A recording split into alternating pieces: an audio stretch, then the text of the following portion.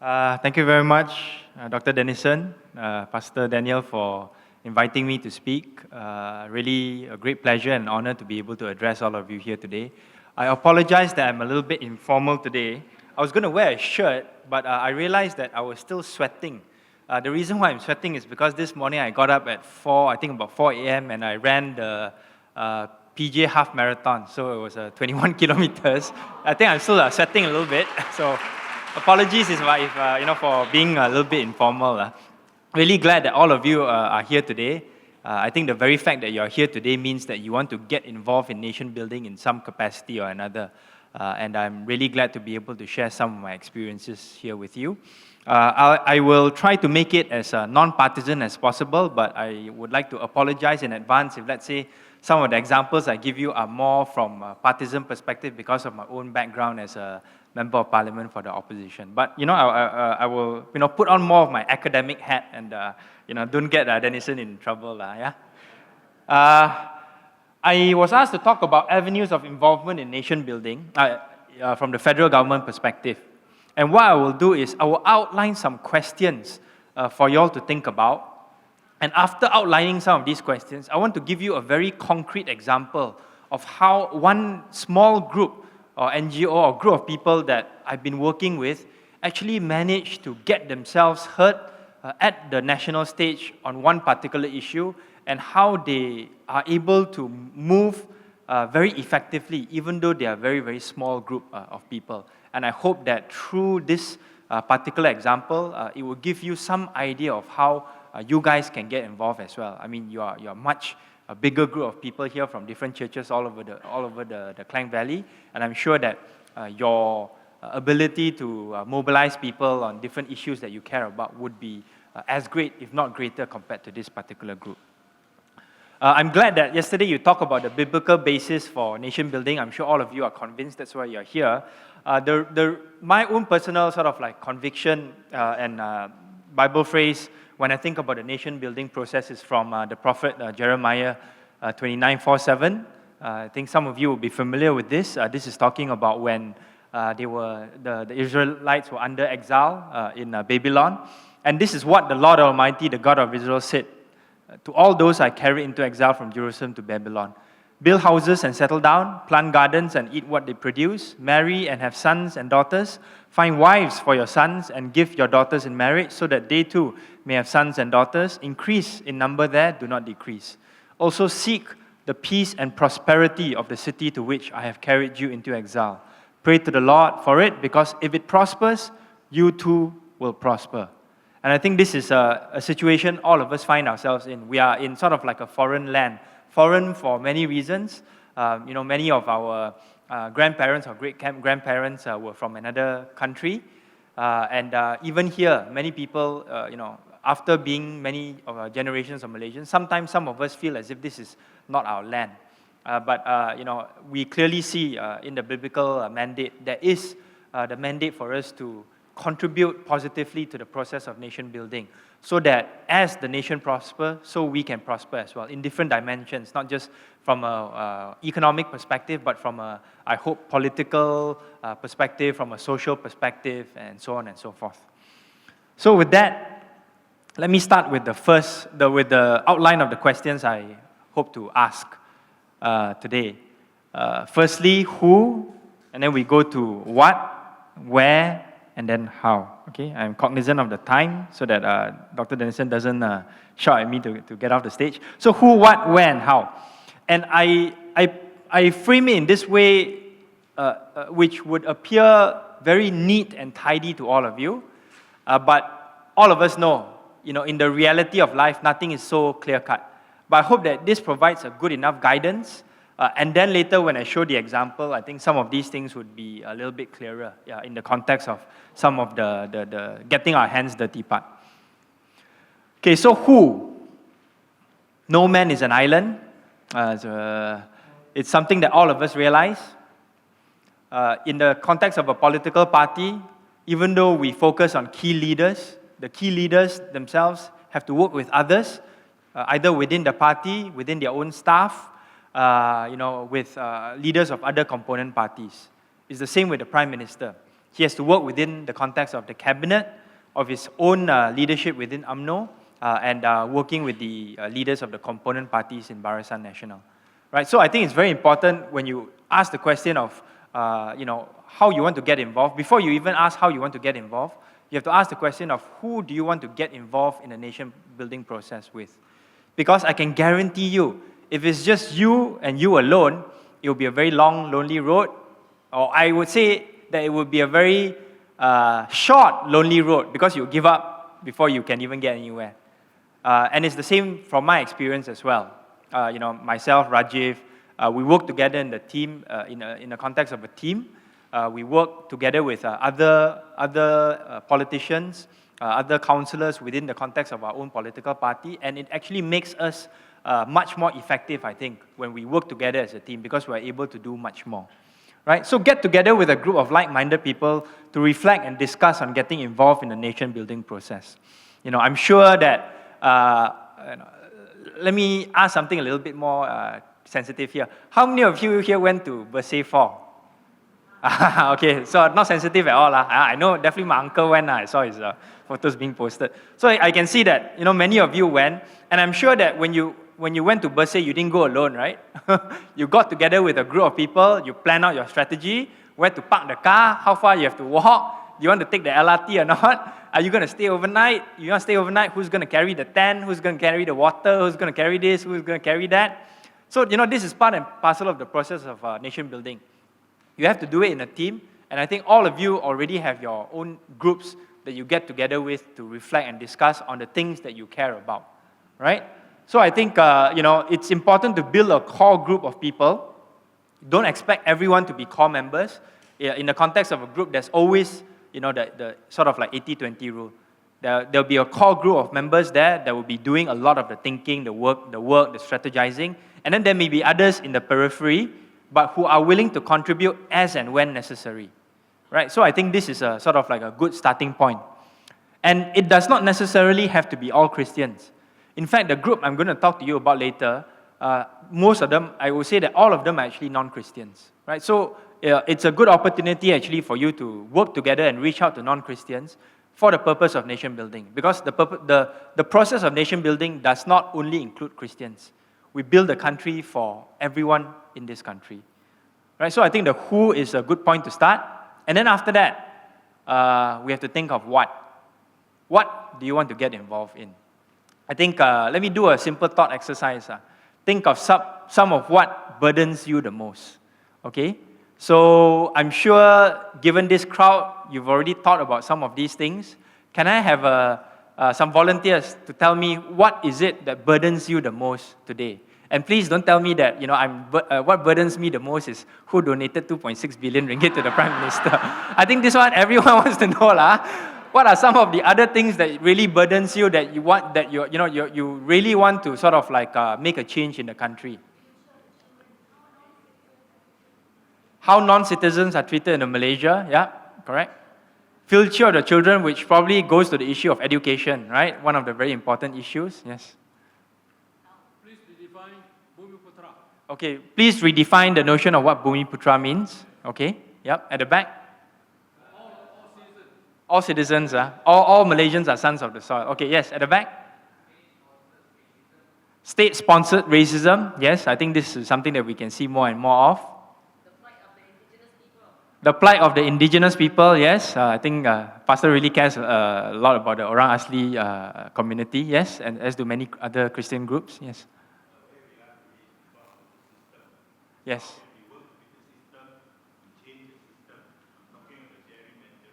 Okay, so the issue of gerrymandering, issue that I'm very familiar with, basically how the sizes of the constituencies are not equal. Anything else? The judiciary, maybe the lack of independence of the judiciary or strengthening of the independence of the judiciary.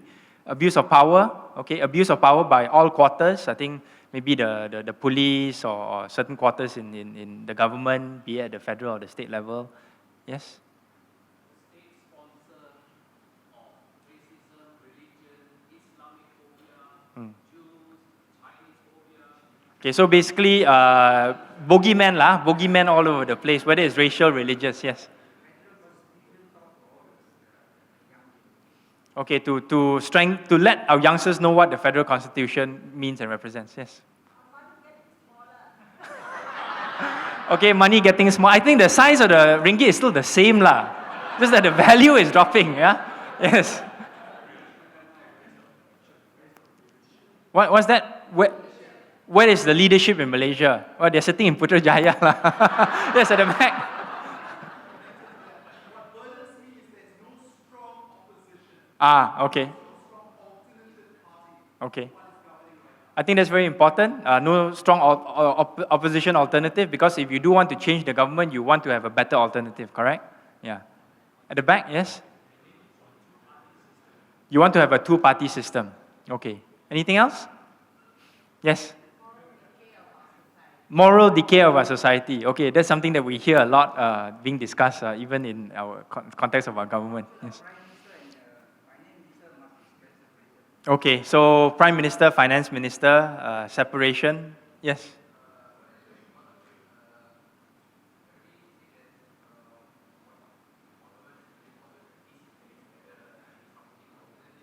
Okay, so you hope that there will be more Malay moderates who will gather together and speak up on certain issues lah. Yeah, that's an important issue.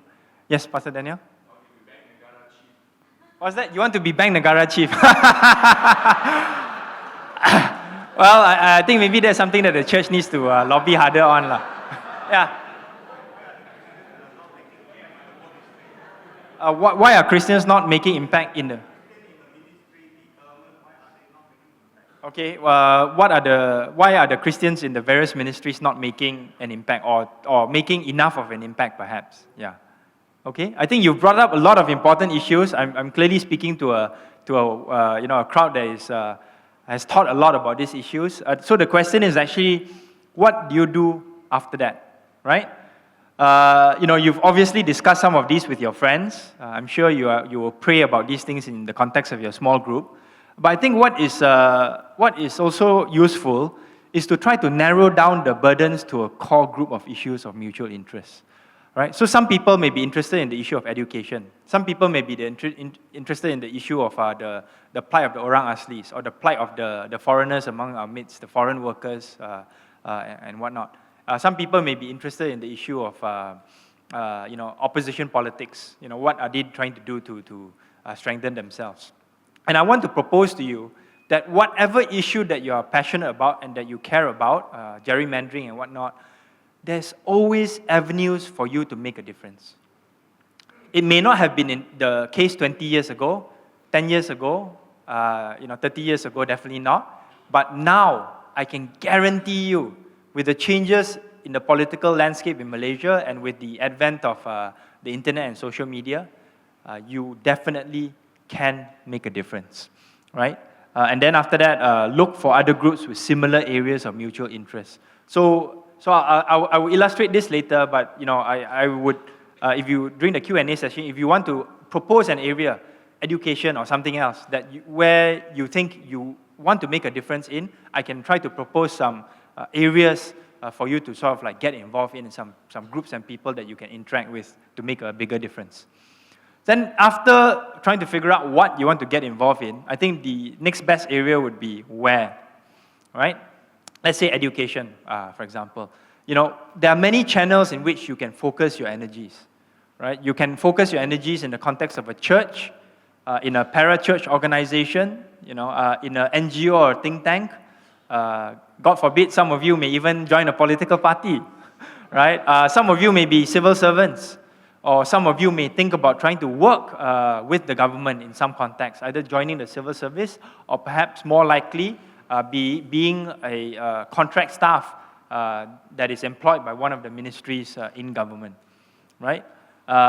I should have probably put down here in the context of the academia as well, since Dr. Dennison and myself were both from academia, and I think Dr. Helen and Hock An also is from that background as well. So there are actually a lot of opportunities and channels in which you can explore, perhaps sometimes make mistakes, to again see whether these are the right kind of channels for you to get involved in to further the cause that you are most passionate or most burdened about. And then the third thing would be how. I think one of the key suggestions that I have is in the area that you have the most burden in, you have to equip yourself with skills and knowledge. Skills and knowledge means things that you know not just on paper, although that's very important, but also on the ground. Right? So you can read up a lot of stuff, for example, about the plight of the orang asli, the fact that many of them don't actually finish school. Definitely, minority of them would actually even finish standard 3, not standard 3, form 3. Not to mention even standard 6. All these kind of challenges and struggles, but that won't be enough if, let's say, you don't go down to the ground to understand what is the situation facing the orang asli, and then you don't equip yourself with the necessary skills in order to try to find some solutions for their problems. Right? So I think equipping yourself with skills and knowledge is actually something very important. And you don't have to be overly threatened by this prospect, because everyone starts from more or less zero, and then you go from there. So for example, when I became an MP, I never thought that I would talk much about rubbish. I never thought that I would talk rubbish lah. But I never thought that I would talk much about rubbish either.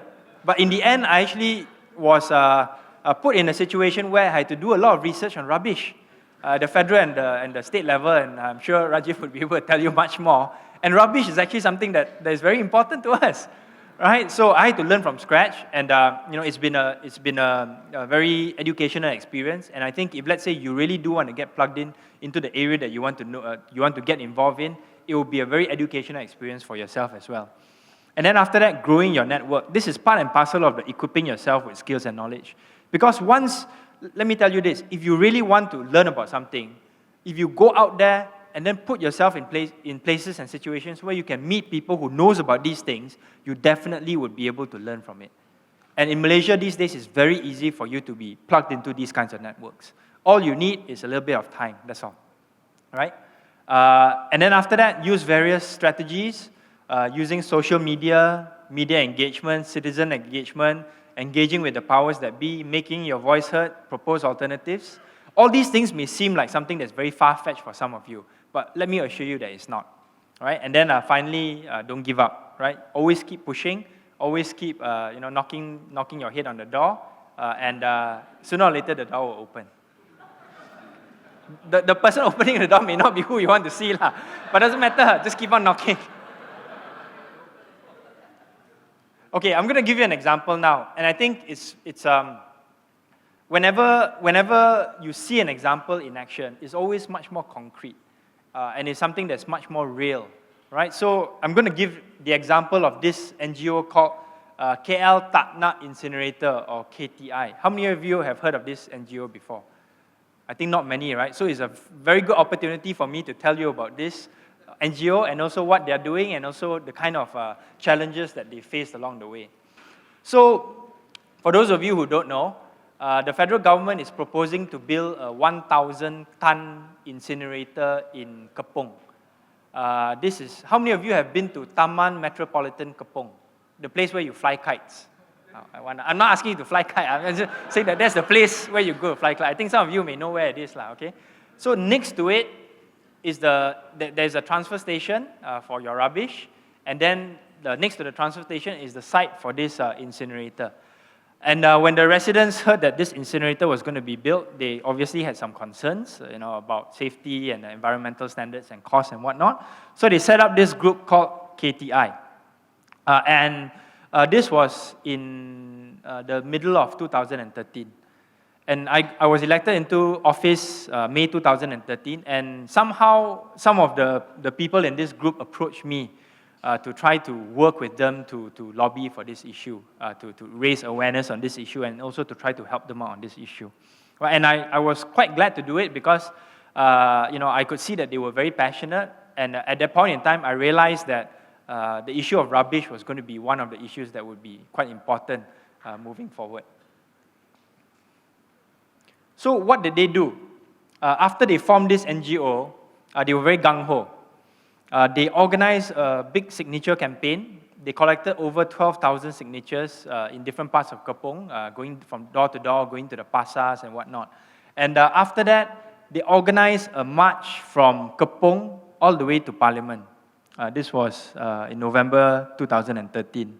And what they did in Parliament was that they handed over the stacks of signature together with a memorandum to the minister in question, or rather a representative of the minister, so that the minister can see that, that this is an issue that the residents really care about, and it's something that they wanted the minister to respond to.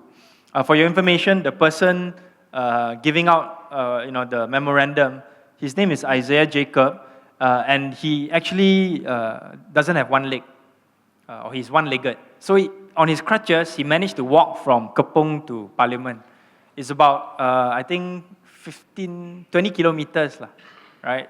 So it was really painful. He almost gave up at the end, but in the end, he persevered and he managed to reach Parliament, and some of us were there to help to support him. Right? So that was the start of their campaign. And many people thought, okay, after that, big show, this and that, they would just give up. But they didn't. They persisted. They wanted to ask for a meeting with the Urban Wellbeing, Housing and Local Government Minister, Dato' Abdul Rahman Dahlan. You can see him on Twitter, on MP Kota Belud, the guy who mistakenly sent the bill to the wrong Bersih house. So, they persisted.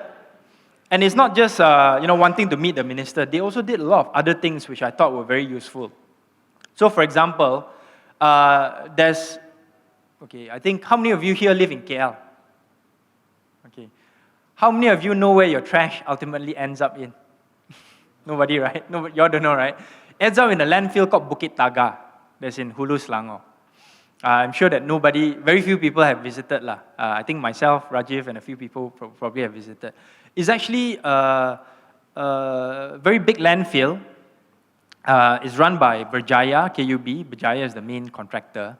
And surprisingly, it's very well maintained, very clean. You can go in and you hardly smell any rubbish. And they have capacity for to cater to KL's rubbish for about at least the next 50 to 80 years, depending on how much rubbish we actually throw, right? So what the residents were saying is that you actually don't need to build this 1,000-ton incinerator. Why not continue to throw your rubbish in Bukit Taga? They have the capacity, and when they actually organize a visit themselves to the Bukit Taga landfill, and the people at Bukit Taga welcomed them and showed them around and say, look, this is our plan, this is our strategy. We have received awards, worldwide recognition for the way we maintain our landfill. So why is it that the government still insists on wanting to build this incinerator?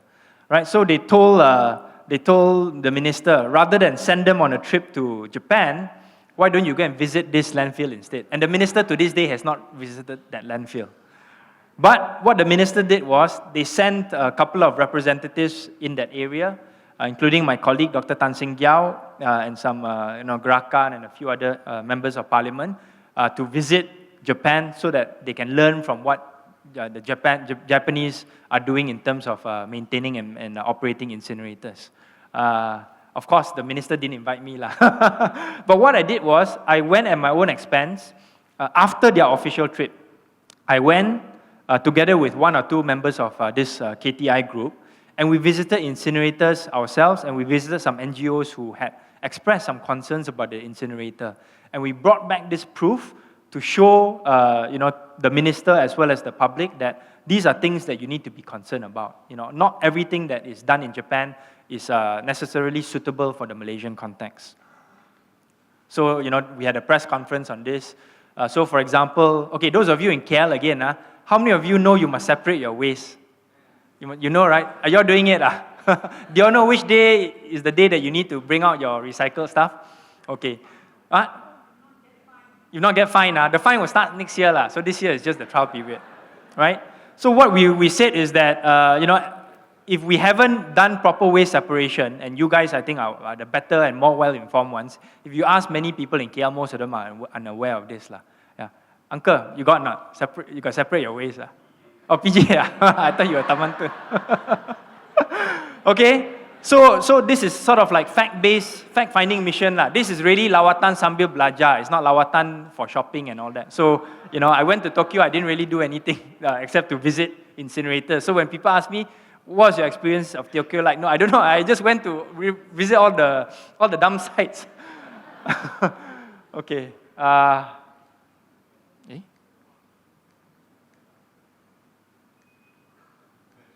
Oh, okay. Just a last few things. This group not only made these kind of trips, but they also look for proposals, look for alternatives.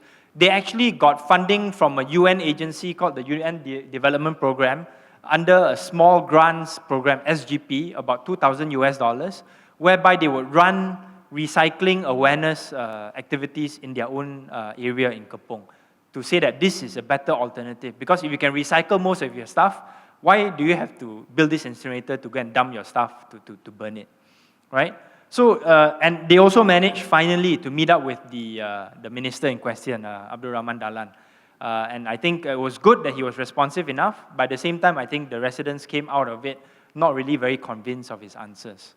And this group of probably around 10 core people, they've managed to, I think, raise awareness in KL and Kepong of this particular issue. The ministers know who they are. They have proposed alternatives. They get a lot of coverage in the Chinese media, especially when they have certain things to say and tell. They've organized trips, for example, to an incinerator that is in Pangko. We have currently 4 small-scale incinerators, one in Pangko, one in Tioman, one in Langkawi, and one in Cameron Highlands, to show that these incinerators are actually not operating according to specification. So if, let's say, you cannot operate a small-scale incinerator, what makes you think that you can operate a large-scale incinerator? And they've also made police reports to us, and also to ask the MECC to investigate the authorities, the people who are running these incinerators, to see whether there was any bribery when it came to awarding the contracts for these small-scale incinerators, right? So I think my time is almost up. I think the fact that this small group can really focus on one issue and make themselves heard on this particular issue gives me hope, gives me strength that many other groups out there can do the same. And I work very, very closely with this group, and they've encouraged me a lot, and at the same time, I try to support them in whatever way possible. And one of the things that they're doing now is putting together a short film so that they can present it at the next Eco Film Festival in Kuala Lumpur, to further raise awareness on this issue, and perhaps, as a recognition, perhaps win a prize for their efforts as well. So with that, I'd like to end my presentation and leave time for Q&A later on. Thank you very much.